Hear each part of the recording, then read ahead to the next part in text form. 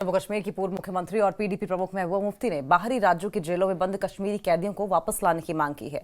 इस मुद्दे पर अब जम्मू कश्मीर हाईकोर्ट में सुनवाई हुई। वहीं इस पूरे मामले को लेकर सियासत भी तेज हो गई है। अदालत से लेकर सियासी गलियारों तक इस बहस ने कई सवाल खड़े कर दिए हैं।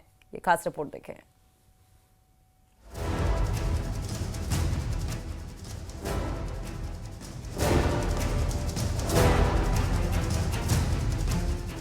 जम्मू कश्मीर के बाहर की जेलों में बंद कैदियों की वापसी का मुद्दा एक बार फिर सुर्खियों में है।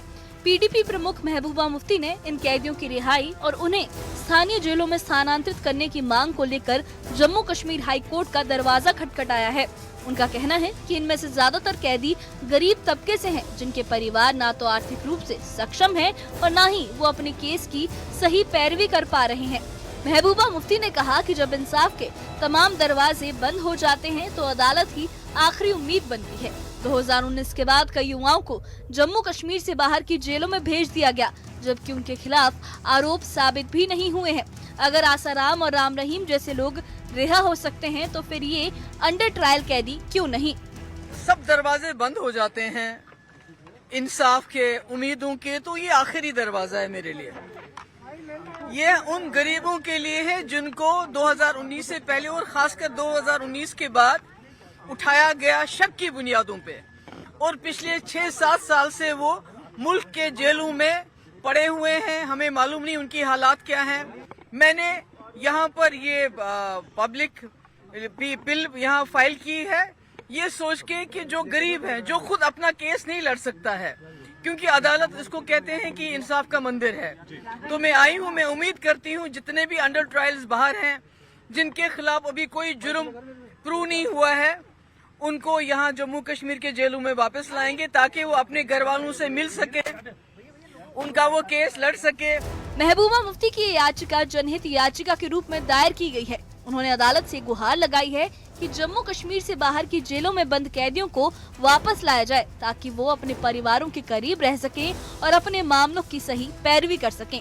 इसके साथ ही उन्होंने इन कैदियों के परिवारों को 25,000 रुपए की आर्थिक सहायता देने की भी मांग की है। इस मुद्दे पर मुख्यमंत्री उमर अब्दुल्ला ने भी प्रतिक्रिया दी है। उन्होंने साफ कहा है कि जब तक अदालत का फैसला नहीं आता तब तक सरकार कोई कदम नहीं उठा सकती। सीएम उमर अब्दुल्ला ने कहा कि मामला अदालत के सामने है, जब तक अदालत फैसला नहीं सुनाएगी कुछ नहीं होगा।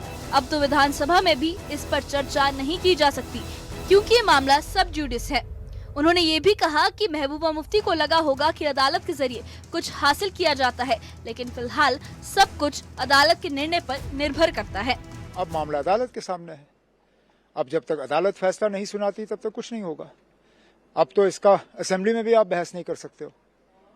अब तो ये अब इस चीज को आपने डिस्कशन के दायरे से भी बाहर कर दिया है। अब जब यही लोग असेंबली में सवाल लाने की कोशिश करेंगे या असेंबली में कोई रेजोल्यूशन लाने की कोशिश करेंगे, वहाँ स्पीकर साहब कहेंगे कि ये मामला अब सब जुडिस है। अब कब तक सब जुडिस रहेगा ये आप और मैं नहीं जानते, देखना पड़ेगा। लेकिन चलिए, उन्हें लगा कि शायद अदालत के जरिए कुछ हासिल हो सकता है, अब हम इंतजार करेंगे।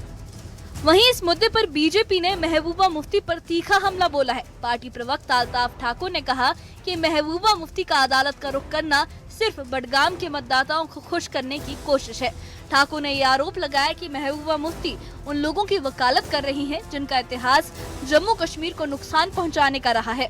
उन्होंने कहा कि महबूबा मुफ्ती यासीन मलिक, शबीर शाह, आसिया अंद्राबी और मसरत आलम जैसे आतंकवादियों की पैरवी कर रही है। ये उनकी राजनीति है, लेकिन सरकार ऐसे लोगों को रिहा नहीं करेगी। महबूबा जी की पार्टी की लाइन ही या तो टेररिस्टों वाली लाइन है या हुर्रियत वाली लाइन या प्रो पाकिस्तानी लाइन है। अब आज जिस तरह से महबूबा जी कोर्ट में खुद आज गई है, जो हेयरिंग आज थी, जिस तरह उन्होंने वहां एप्लीकेशन डाली थी कि जो जम्मू कश्मीर के जो टेररिस्ट है या स्टोन पेल्टर्स है, हार्डकोर स्टोन पेल्टर्स, वो बाहर के जेलों में बाकी स्टेटों में जिस तरह से बंद है, उनको कश्मीर वापस ले। सबसे पहला एक सवाल है कि उन कैदियों को जो या तो खूंखार टेररिस्ट रहे या हार्डकोर ये स्टोन पेल्टर रहे, कश्मीर लाना उनके लिए, कश्मीर के अमन के लिए बहुत बड़ा खतरा है। और ये खतरा गवर्नमेंट किसी भी सूरत में इसको ये यहां लाने की, उन खतरा लेने का जिम्मा नहीं लेगी। ये सबसे पहला क्वेश्चन। और दूसरा क्वेश्चन है, महबूबा जी खुद जानती है ऐसा पॉसिबल नहीं है, मुमकिन नहीं है। इसलिए जो आज बडगाम का इलेक्शन चल रहा है, बडगाम के इलेक्शन में लोगों को धोखा देने के लिए ये एक पब्लिसिटी स्टंट है महबूबा जी का, क्योंकि पता है उनको कि उनकी हालत तो बहुत पतली है, तो उस हालत को ठीक ठाक करने के लिए एक वो संपैथी गेन करना चाहती है बडगाम कॉन्स्टिट्यूंसी। देखिए, मैं गवर्नमेंट ऑफ इंडिया से कहती हूं कि कैदी को वापस लाओ, उन्होंने लाया नहीं, अब में कोर्ट चली गई है। और मुझे लगता है जहां तक कोर्ट का ताल्लुक है, हमें कोर्ट का फैसले का इंतजार करना चाहिए और कोर्ट का फैसला जो होगा वो एहतराम करना। लेकिन जहां तक मेरी राय है, देखिए, सबसे पहले देश की एकता, देश की सिक्योरिटी और देश की अखंडता, बड़ी मेहनत के बाद जम्मू कश्मीर और खासकर कश्मीर में अमन आया है 2019 के बाद, और गवर्नमेंट ऑफ इंडिया को ऐसा कोई खतरा नहीं उठाना चाहिए कि इन जैसे खूंखार आतंकवादी या जो स्टून पेल्टर्स है उनको कश्मीर लाके फिर कश्मीर के अमन में आग लगाना चाहिए। फिलहाल जम्मू कश्मीर हाई कोर्ट ने इस मामले में अगली सुनवाई की तारीख तय कर दी है। अब अदालत का फैसला क्या होता है, इस पर सबकी नजरें टिकी है।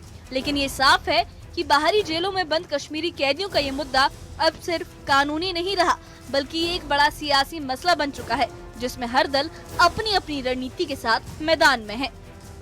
Bureau report, news 18।